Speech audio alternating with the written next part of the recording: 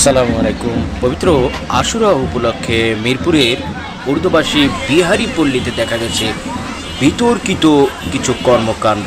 প্রতি বছরও ন্যায় এবারও তারা আশুরা উপলক্ষে তাজিয়া মিছিল করেছে এবং ঢাকঢোল পিটিয়ে পূজার মতো কর্মকাণ্ড করে।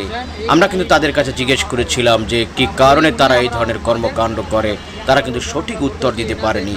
আসলে হাসান হোসেন এই 10ই মহরমের যে শাহাদাত বরণ করেছিলেন, সেই লক্ষ্য উদ্দেশ্যকে কেন্দ্র করে তারা এই ধরনের কর্মকাণ্ড করেন। আসলে তারা যে কর্মকাণ্ড করেন এটার সাথে ইসলামের কোনো সম্পর্ক নেই।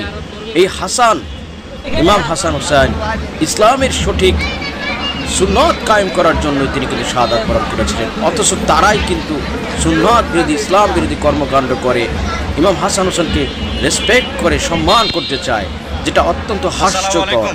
আমরা আরও দেখেছি তারা কিন্তু হিন্দুরা যেভাবে দেবী পূজা করে সাজিয়ে, ঠিক তেমনি তারা কিন্তু এই ধরনের কর্মকাণ্ড করে এবং তারা খাবারও দেয়, তারা বিভিন্ন প্রতিকৃতি বানিয়ে, যেটা আমরা স্বচক্ষে দেখেছি।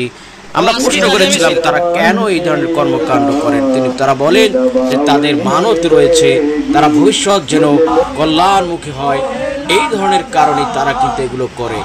অত্যন্ত দুঃখজনক।